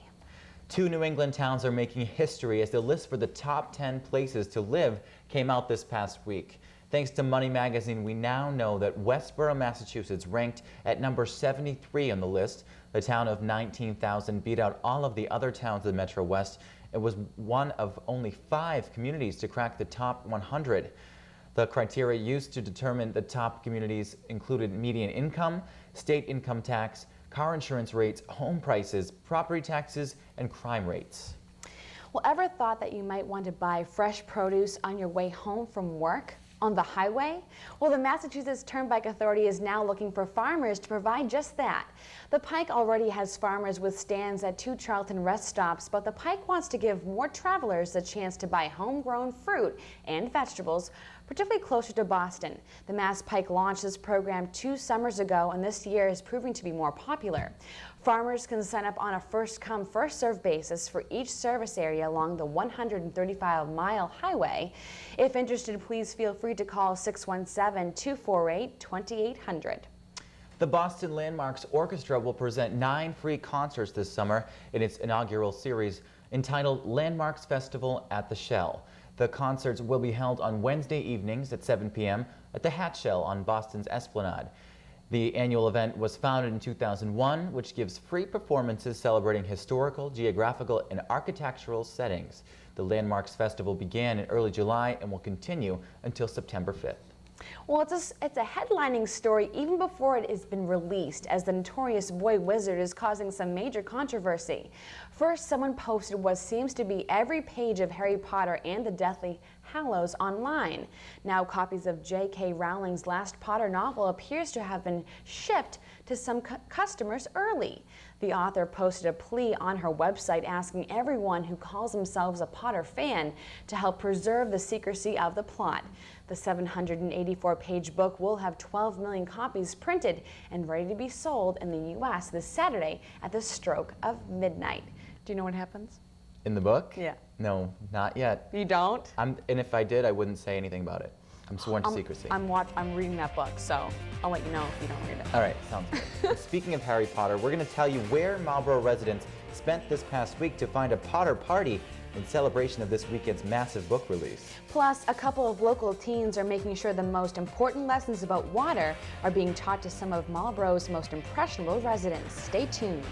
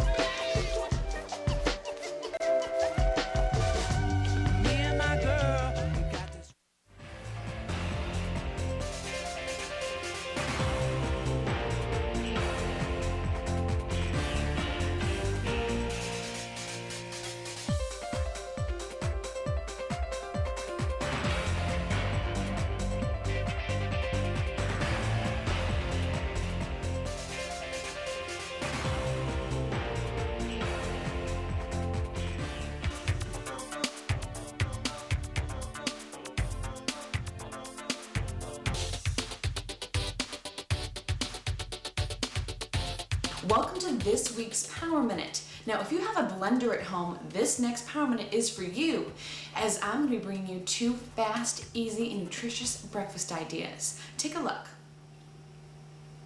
We begin this week with a blender. Yes, a blender. If you have one of these sitting in your kitchen, dust it off and get ready to use it, as 2 breakfast ideas are about to come your way. We begin this week with a power fruit smoothie. First, throw in some ice, which will make your smoothie nice and cold, then some orange juice, and then, of course, the fruit of your choice. I have chosen blackberries, raspberries, strawberries, and pineapple, but of course you can choose your favorites. Throw them all in the blender and blend away. My next smoothie is for all of you chocolate lovers out there. No, I'm not about to throw in Twix bars into the mix, but I am adding whey chocolate powder for a major boost of protein. Whey protein is a pure, natural, high-quality protein from cow's milk. It's a rich source of the essential amino acids needed on a daily basis by the body. In its purest form as whey protein isolate, it contains little to no fat, lactose, or cholesterol. Whey protein is an excellent protein choice for individuals of all ages. It provides a number of benefits in areas including sports nutrition, weight management, immune support, bone health, and general wellness. New information on the health benefits of whey protein continues to become available as researchers discover new applications for both whey protein and its unique individual protein components. Add the whey powder to ice, some water, a banana chopped up, peanut butter to your liking, a little bit of wheat germ, and a tablespoon of flax seeds for that extra kick of omega-3 fatty acids, which will not alter the taste of your smoothie. Blend it up and voila, a fast, easy breakfast that tastes like a frosty milkshake. What can get better than that? It is really true that breakfast is the most important meal of the day. Whether a fruit lover or a chocolate lover, hopefully one of these two smoothies will help you get off in the right direction. Get creative and become a smoothie expert. Summertime is all about water at the beach, swimming and watering your lawns, but all too often it's taken for granted. Truth be told, there are simple things that all of us, even our children, can do to keep our waters clean and flowing. Well, that's where the WaterWise workshops come in. The workshop started its 4th season this past June, which offers free, fun-filled environmental information to kids 6 through 12. Each week we have a different topic, and they're all focused on water and different aspects of how you can use water, what lives in water, how it works, and then important lessons about pollution or conservation or storm drains. And so we focus on a mixture of the science and the information about the water, and then how humans affect it and what we can do. And each week we focus on a new aspect, so it's good for the kids to come to all 4 of them. So each year it's been growing. More people are coming and more have gotten involved. This is the 4th year it's been happening, and organization for the Assabet River and the Fort Meadow Association and the City of Marlborough are all helping sponsor it this year. And next year we hope to have even more involvement and more workshops, so it's great that it keeps growing. These workshops are supposed to help people realize, especially the kids, that what they do in their neighborhoods is actually affecting the water around them, and that all the actions that they take in maybe just doing things like washing their car or taking a shower can change how the world around them is, and just make the connection between what they're doing and everything else. First we talked about watersheds and the water cycle, and then we talked about plants and animals in the water and how it's all related around here. Today we talked about water testing and conservation, and the next one we'll be doing is macroinvertebrates in the stream right near the beach. A few people that seem especially enthusiastic, and they'll come up after and be like, oh, we found bugs in our sandbox, and we found out what they ate, and it was great. All workshops are being held on Tuesdays beginning at 10 a.m. at the Grove on Route 85 in Marlborough, and they typically run about 45 minutes. Be sure to join the girls for their last workshop, which will be held on July 30th. The last chapter to the saga of Harry Potter books should make it easily the fastest and best-selling novel of all time. It has already set pre-order records with an amazing level of hype from its millions of fans. Throughout the past week, the Marlborough Public Library was the place to be for Potter parties, and the week had quite a wizardry theme. Activities included a Harry Potter movie, marathon, a witches and wizards story time, and on Friday there was a potions class. Today, in the spirit of our Harry Potter week at the library, we had a potions class for the little kids. We had a great turnout, and kids had fun being outside and doing our experiments. And we tied in science and wizards to do our theme, and we had the kids make different explosion things, science-y. We had them make like a magic mud kind of clay thing, and then we did Mentos and Coke to make an explosion so they would have fun. For information about the upcoming activities, please stop by the library and pick up your 2007 summer calendar. Well, ever drive on Route 20 and spot the beautiful horses of Jordan's stables? Well, I do all the time, and in fact, I thought to myself, it's not every day that you visit a city that has a stable available to its residents. This sparked my interest, and I did a little research to find out that Jordan Stables offers a great summer program. The Summer Riding Academy is open to all levels of riders, ages 7 through 16 years of age. I have called Jordan Stables, and next week I'll be visiting to find out even more about what they have to offer this summer. So stay tuned next week to find out all about that. Sounds good. And speaking of animals. But for now, we have to go to Gina. She's at the Buddy Dog Animal Shelter in Sudbury, and she has the animal up for adoption this week. Hey, Gina. Today we're here at Buddy Dog with Pipsqueak, and he's a great little dog, plenty of energy, a lot of fun. We don't know a whole lot about him because he came to Buddy Dog as a stray. He seems to get along well with other dogs. I'm not quite so sure about cats. I think he's probably housebroken, and he's neutered and up to date on all of his vaccinations. Right, Pipsqueak? If you'd like to know more about Pipsqueak or any of the other dogs we have here at Buddy Dog, please call us at the shelter. The number is 978-443-6990. Thanks. Couple things to remind you about before we go. As you all know, the month of July has been declared Energy Independence Month according to a brand new group right here in Marlborough. They're called the Marlborough Climate Action Network, or CAN, and according to Jane Wilson and Jennifer Boudry, even the busiest family can save energy with simple, practical solutions. Our goal is to try to get everyone in the community to change their light bulbs. If you change at least one light bulb, you'll make a difference. If you can change 4 to 8, you'll see a significant difference on your electric bill. We're going to be passing them out at the post office on Saturday morning, and you can also get them for free at Monix Supply on Saturday mornings throughout July, which we have decided to call Energy Independence Month. Even the busiest family can turn up their air conditioning a couple of degrees, or in the winter, turn the heat down a couple of degrees. It's very easy to do composting. These are not difficult things, they're not hard to understand, and that's where we come in with the practical solutions. For more details about the Climate Action Network or for some energy saving tips, please call Jane Wilson at 508-229-8898. Just a reminder that with the scorching temperatures heading into Marlborough, the mayor's office has announced a way to beat the heat. Take a look at the following cooling centers that are available for the public during periods of extreme heat.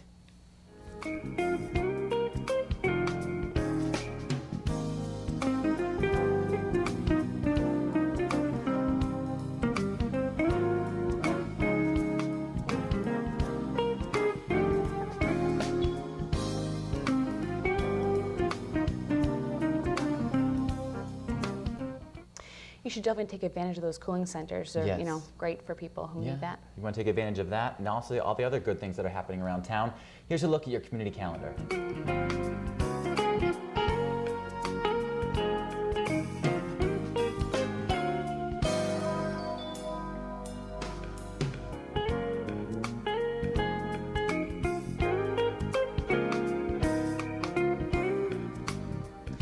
And that's going to do it for this edition of Marlborough This Week. I'm Dan Corcoran. And I'm Kristen Doucette. We'll see you next week. Bye now.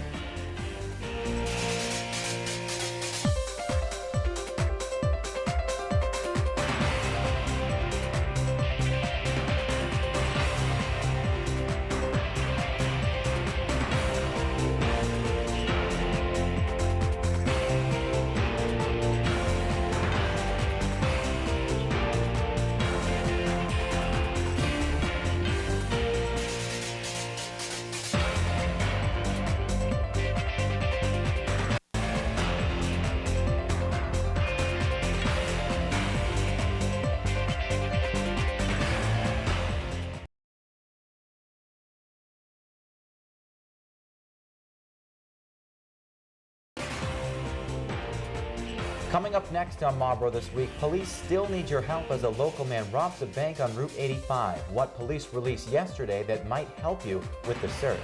Plus, the school committee is slapped with a dilemma as 18 new positions need to be filled by the fall. The committee's decision in just minutes. And just when you thought the moment would never come, the old fire station has been sold. We have to who and what's in store for the property. Right now on Marlborough This Week.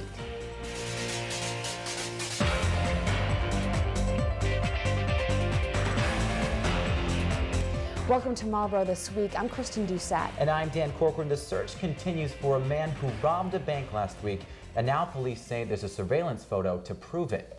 Police continued this week to push leads in last week's robbery at Commerce Bank on Maple Street. A man entered the bank around 9:11 in the morning and then proceeded to hand the teller a note which demanded cash. The teller handed over the money, and the man then ran out of the bank. On Wednesday, police released a security camera photo of that man that they say robbed the bank. Police described the robber as a white male in his mid-20s, approximately 6 feet tall, between 180 and 90 pounds, wearing faded blue jeans, a blue V-neck sweater, and a green Red Sox baseball hat. According to the Metro West Daily News, there are no new developments in the investigation.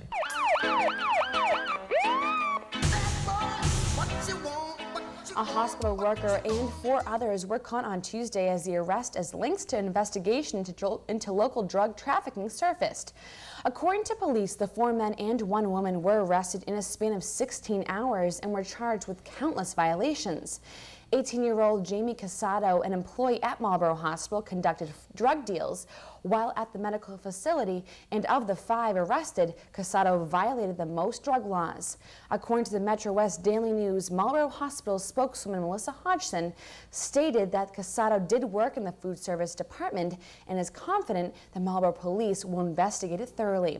Casado is being held on $2,000 cash bail and is scheduled to return to court on August 21st. A suspicious package appeared in front of the Citizens Bank on Tuesday, which turned out to be only a crumbled piece of Portuguese newspaper. Police say that the newspaper was found outside the entrance of the Route 85 bank, and an employee noticed it around 2:15 p.m. They immediately informed police. The Massachusetts State Police bomb squad were also called to the scene, and police barricaded off the area as a state trooper approached the package. After realizing it was bunched up newspaper, employees were allowed back into the bank at around 4 o'clock in the afternoon. If the stunt was intentional, persons involved could be charged with disturbing the peace, among other violations. A local woman was arraigned last Friday in Marlborough District Court on charges that she was dealing drugs right out of her apartment. According to police, 22-year-old Sarah Waheed was arrested, which prompted an extensive search of her apartment last Tuesday. According to police report, detectives searched her apartment at 3186 Broad Street and found about 7 grams of cocaine, marijuana, materials commonly used by drug dealers, and about $740 in cash. Well, on Monday night, city officials decided to sell the historic Old Central Fire Station to WRT Management Corporation. WRT is the only third party to make an offer to buy the building, despite 4 attempts by the city to sell it. The city council's vote allows WRT of Marlborough to purchase the building for $850,000. The property will be converted into an office building and also a restaurant. At the school committee meeting on Tuesday night, officials were slapped with last-minute staffing needs and are now being asked to create funding for 18 new jobs for the fall. All the positions involved are for the district's special education students and are required by state law. The discussion lasted 2 hours, where members bantered back and forth, frustrated with the request being presented so late. Chair, say that I'm disappointed as chair of this committee, on behalf of the committee, to find this out in mid-July when we had having to have a special meeting to deal with this when the district was notified the end of May. I realize it's not you, Mrs. Bentley. Please do not take this. It has nothing to do with you. I'm just expressing a concern on behalf of the committee that as far as I'm concerned, this is unacceptable, that we find something out in July, something that has such a huge impact on the district, and we are finding it out in July. To make matters worse, just minutes after being named interim director of special education, newly appointed Tina Bentley was the individual that broke the news. I just want to say that I really feel badly that my first order of business is coming to you requesting additional positions.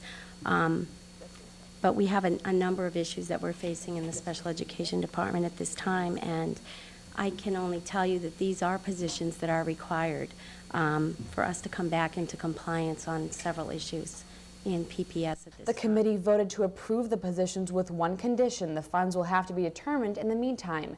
The school committee's next meeting isn't until the first day of classes. Well, business owners are stressed out about a proposed city ordinance that would reduce the size and style of their business signs. The Urban Affairs Committee slowly edged through the fine details of the proposed ordinance this past week. The proposed ordinance seeks to limit size and dimensions of business and non-business signs within the city. The committee has decided to allow temporary banners for business owners who may need to replace signs before the council adopts the ordinance. The ordinance is designed to create signs that will make it easier for customers to find businesses and to improve the appearance of residential and commercial streets. Marlborough mayoral candidate Patrick Hogan kicked off his bid for the city's highest office July 13th at Speaker's Nightclub. Hogan has been a patrol officer on the Marlborough Police Department since 1996, and he expects the campaign to cost between $15,000 to $20,000. There are about 20,000 registered voters in the city, and Hogan plans to acquire about 4,000 to 5,000 of them. Hogan states that he is running because there is waste in the administration of the city government. Patrick Hogan is running against the incumbent mayor, Nancy Stevens, and the election will be held on Tuesday, November 6th. City officials granted police supervisors $50,000 after complaints the city shorted them on promised salary increases. The payment came only a week after 17 members of the police command union filed a grievance against the city. Directly after a 5-0 vote by the Finance Committee, the City Council voted Monday to suspend the rules and okayed the transfer to approve the police contract. Well, the way the Marlborough School District teaches students is about to receive a major overhaul. The district has now created a new website which aims to standardize the curriculum. The newly created site will provide teachers with a generic set of teaching materials and encourage the exchange of thoughts and ideas regarding lesson plans and teaching styles. The site kicked off in June, and all the materials are being assembled this summer. The goal of the site is to standardize what every school is teaching their students, in addition to creating a base knowledge that will provide a springboard of creativity for teachers. The region's new transit authority will be using Marlborough and Southborough's TLC van service as an example to create another system by 2008. The Metro West Authority's administrator said that the Metro West Regional Transit Authority's curb service will be the same with, of course, some extras, but just like the TLC service, residents can use the Metro West RTA by calling the vans a day ahead of time to schedule a ride to anywhere they'd like to go. If you haven't seen the Asian clam at your nearby lake, you're about to, as Asian clams have been discovered here in Marlborough, and there's quite an infestation of them. The Asian clam is a small freshwater mollusk that is commonly the size of a dime and are able to self-fertilize in warm waters. Now that warmer temperatures have returned, eggs and sperm of these clams that have remained in the reproductive tissue over the winter will now continue to spawn throughout the summer. We caught up with Priscilla Ryder at the Fort Meadow Reservoir this past week to find out how you can help. We're here again because I just want to remind people, because we're using the lake and everybody's swimming there, that we still have to be careful about what comes into the lake and what goes out of the lake. We still have quite a bit of the Eurasian milfoil. We just had a study done again. We're going to have to treat it again in the near future because it just keeps growing. And then we are seeing a lot of Asian clams, and they're spreading quite a bit throughout Massachusetts. When we reported our lake to the state, there were only 3 lakes that were infested with Asian clams, and now the woman from the state, Michelle Robinson, told me that there are 10 new sightings of the Asian clam. So it's a teeny tiny clam, and it really is pretty innocuous looking, and so I think people are not noticing it on their boats. And when they're really tiny, they just look like a piece of sand, so it's really, really important to keep that off. It's just like a disease. I mean, now we're infected, there's not much we can do here, but we can make sure that we're not taking it to another lake. If you are a fisherman or a boater, you really need to make sure that the props of your boats and everything that went into the water, you're not carrying anything out with you. First of all, I check the obvious places. Anything that actually winds up in the water could potentially take weeds out. Most of the weeds are along the weed line, but you also pick them up while you're out in the water. So you can pick them up on the motor itself. I could pick them up anywhere on the front of my lower unit or on my propeller. So that's the motor itself. I can also pick them up here on my boarding ladder. They get up into the rungs and into the little crevices here. So that's the boat itself, but the trailer is the main avenue that take the weeds in and out. So what I do is I make sure there's nothing on my license plate. Up underneath, there's some wiring here. I get up under there and check. I have my main supports going across, and this is where you visibly would see most of the weeds. They'd actually accumulate there on the bottom. I actually have several cross members along the way here, so anything that goes in the water, I do a check. And when I pull up out of the lake, I open all my drains and make sure the live well in the front, my live well in the back, which are not as obvious places to have accumulation of weeds or dirt, and I make sure they're drained out. And I do one final check before I pull away. And when I get home, I always rinse my boat down with fresh water, just to clean it and make sure there's nothing else in there, as well as my live wells. Just as a boater, a kayaker needs to be careful as well. After a day of paddling, sometimes a lot of the weeds get inside of your boat, so when you're done, you want to bring your kayak onto your lawn or cement so it'll drain into the sewers, and hose it down and inside, the outside, scrub it with soap and water and make sure that there's no weeds inside. And your paddle, of course, you just want to wipe that off as well. And that's really about it. Sometimes like up in the webbing and the handles is a good spot that, you know, sand and weeds can get caught on. And sometimes when you go fishing, you might bring some live bait such as minnows and crawdads or whatever. So if you have a live bait container like this one, you might just want to clean out the inside if it's real dirty like that is. Just wash that out, and sometimes even your tackle might have weeds on it, caught on a hook. You might want to clean all your tackle off as well. If you'd like more information on how you can help stop the spread of Asian clams, please call the Conservation Office at 508-460-3768. The Hudson's Girl Scout Cadet Troop recently donated a breast cancer awareness quilt to the Marlborough Hospital Women's Health Center. The troop designed and created the quilt to gain their In the Pink Interest Project badge.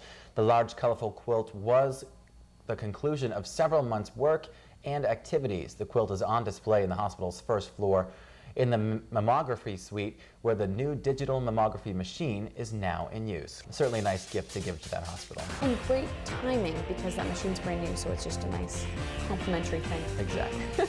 Well, coming up next, Drew Carey, come on down. I guess the price is right for Drew Carey as he announces his takeover of longtime host. And in the midst of printing over 12 million books, a few problems popped up. Was it the work of a wretched wizard? The unexpected problem when we return. Eurasian milfoil is just one of many invasive species that are threatening our nation's fisheries. Do your part to prevent the spread of harmful invasives before it's too late. Before you leave the landing, inspect, clean, and drain your boat, motor, and live wells. Properly dispose of any invasive species you find. That includes dumping, not releasing into the water, your unused bait. Hey, remember these 3 simple steps: inspect, clean, and drain. Do your part to halt the spread of invasive species.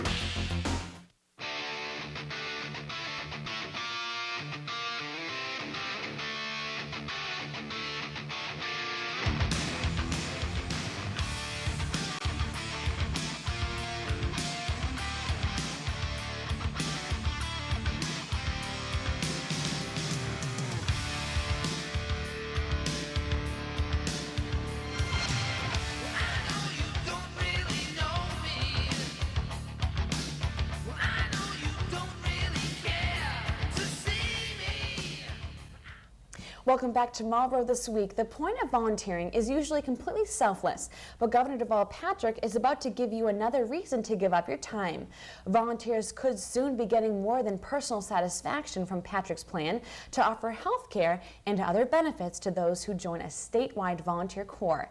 State Representative Antonio Cabral expects the House and the Senate to vote on the bill before August. During its first year, the Commonwealth Corps is being estimated to cost $250 million, which equals to tons of money, benefiting an adult who joins the group and travel reimbursements, health benefits, and child care. This is the second Patrick initiative to promote volunteerism by offering some form of compensation. We're learning more now on how a casino would affect the area of Marlborough. A new study commissioned by the town shows a casino would create 10,000 new jobs and boost tourism in the area. On the negative side, the study also shows that local residents would see an increase in suicides and bankruptcy rates. Residents are set to vote on the issue at a town meeting this Saturday. Well, currently there is one question on consumers' minds lately, and that is Massachusetts going to have a sales tax-free holiday this year? Well, the answer is still yet to come as state legislature continues to prolong the set of the date. According to the Boston Globe, the Retailers Association of Massachusetts has now kicked off a campaign recommending that residents contact their state representatives today and encourage them to pass the legislation. Consumers would only get a tax break on items up to $2,500 and cannot be applied to items such as cars, boats, meals, and tobacco. As of Friday, the House voted overwhelmingly to approve the holiday, and the measure will now move to the Senate. If passed, the tax-free days would be on August 11th and 12th. A new federal minimum wage has gone into effect as of Tuesday. Tuesday's increase marks the first in a series of increases. The minimum wage that took effect this past week will enhance pay for covered, non-exempt employees to $5.85 an hour. That's up from $5.15 an hour. The next wage increase will happen on July 24th, 2008. And that'll reach $6.55 an hour, and then another jump to $7.25 an hour, and that'll take effect on July 24th, 2009. Massachusetts full-time employees currently make $7.50 an hour and will increase to about $8 an hour in January of 2008. It was a big weekend in Potter Universe as the final book hit store shelves, which sold 8 million copies in the first 24 hours and $35 a book. Now you do the math, that's quite a bit of money. It was pretty much midnight magic for Potter fans as registers began to ring, but Summer delivered quite a surprise as some spellbound readers turned the pages of Harry Potter and the Deathly Hallows. They found that some pages were missing. A few hundred people had this problem, and it's not surprising considering 12 million books were printed. If your book is missing pages, you can exchange the book at the place of purchase. Well, according to a report by the Warren Group, single-family and condo sales in Massachusetts fell in June, which is continuing the drop that began last year. The Warren Group puts June's decline in single-family home sales at 8.3%, which is the second biggest monthly drop of the year. The group put the median price for single-family homes at $334,000, which is down 4.6%. Well, Massachusetts residents continue to wonder whether they are up or down as fluctuating numbers continue to haunt the Bay State. I'm talking about gas prices, and according to AAA of Southern New England, prices dipped 2 cents over the past week. A statewide survey found an average price of $2.90 per gallon of self-serve regular, down from $2.92 last week. A year ago, the average price in Massachusetts stood at $3.02. Researchers in the United States have developed an allergen-free peanut, which is aimed at giving hope to the thousands of people out there who suffer with the allergy. Researchers at University of North Carolina state that they have discovered a way to deactivate peanut allergens in the lab. According to the BostonChannel.com, the new process could deliver relief to millions of peanut allergy sufferers in addition to giving a huge advantage to the entire peanut industry. The allergy-free peanut is now pending. Drew Carey, come on down. You're the next host for The Price is Right. Drew Carey is about to replace longtime host Bob Barker on the ever-popular U.S. daytime TV show. The deal was set on July 23rd, but was finalized when Carey made the announcement this past week on The David Letterman Show. The 49-year-old comedian will open the show's 36th season this fall, in addition to hosting a new primetime game show, The Power of 10. 83-year-old Bob Barker made his retirement public last October and made his final hosting appearance on June 15th. CBS is currently running reruns. I think he'll do a good job. He has some hosting experience in the past. I think he's going to be great. Well, we'll have to watch and find out. That's true. Well, just ahead, looking for something new and exciting to do this summer? How about learning how to ride a horse? A tour of your local stables you don't want to miss is coming up. Plus, get into the Grove with the Marlborough Litter League, literally, as they hold a cleanup day at one of Marlborough's most adored parks. Stay with us.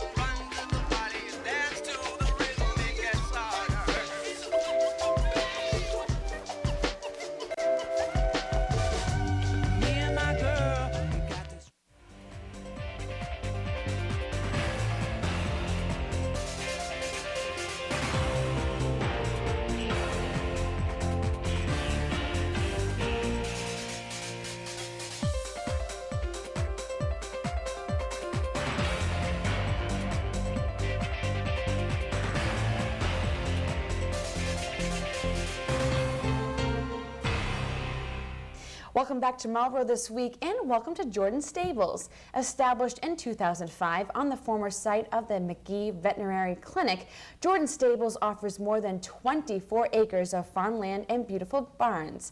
The stables are conveniently located on Boston Post Road in Marlborough, and in case you haven't seen it, we took a tour for you. Beautiful little oasis here in Marlborough with 26 acres.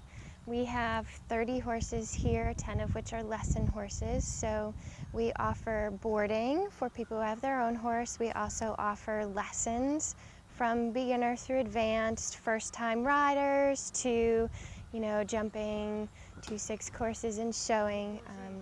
You can choose to either ride at your leisure or you can be a big-time show person. We do both and cater to everybody. We do offer a summer riding program, ages 7 through 16. It's from 9 to 2:30 during the day. We offer it several weeks in the summer. It's a lot of fun. They do an hour worth of riding, and then they do tons of horse-related activities. They learn everything from body parts to first aid to fun games and stuff like that. So it's great for the kids. We have our beautiful coverall indoor, which is great in the winter time, keeps all the elements off of you. So we do keep going through the winter.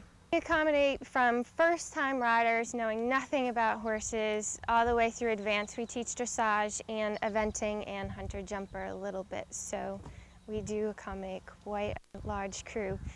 From little 6-year-old kids up through 60s and 70-year-old adults. So it's a lot of fun. We've got a great group, good mix of adults and kids. So it's awesome. It's fun. Whether your interest is in dressage, cross-country, or beginning lessons, Jordan Stables is ready to accommodate all of your needs. For more information, please call the stables at 508-481-4608. Well, we certainly return to summer weather this week, which brings us fun-filled days of horseback riding and beach days. But there are some rules when you decide to soak up the sun, especially at the pool.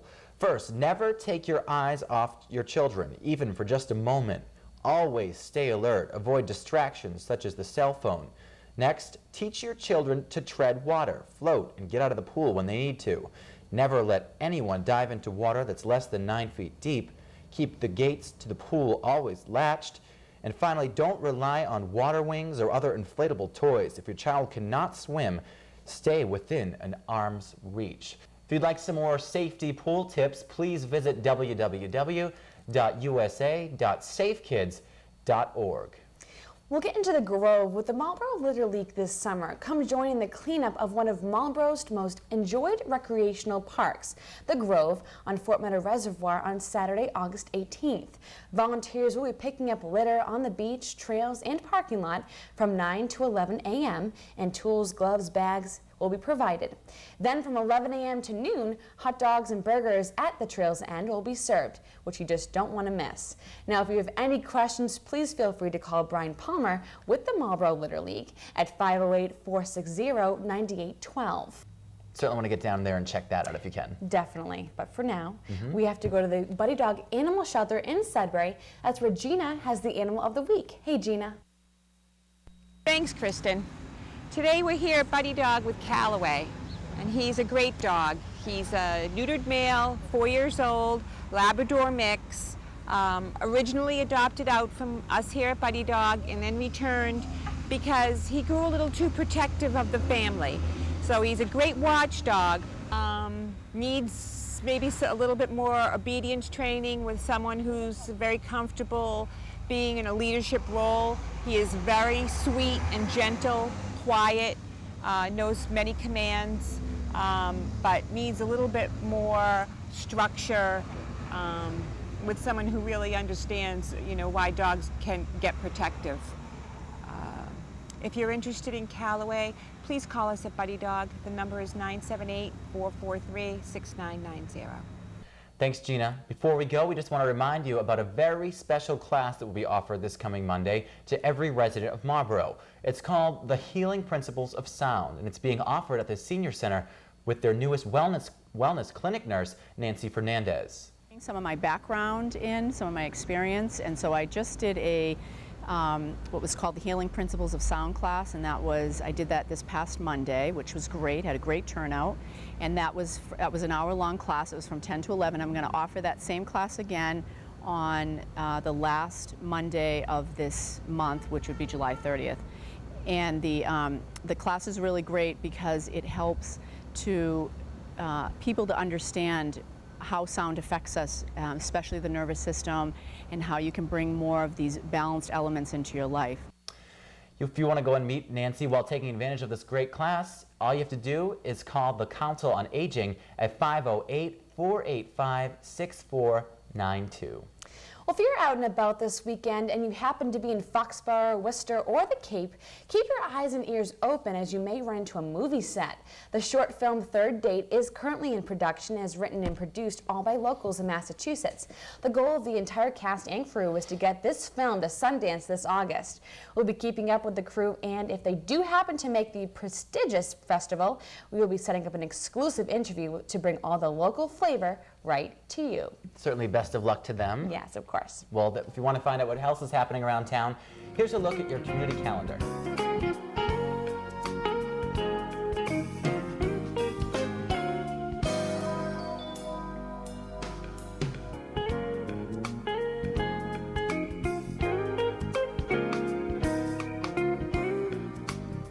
Well, that's going to do it for this edition of Marlborough This Week. I'm Dan Corcoran. And I'm Kristen Doucette. Have a wonderful week.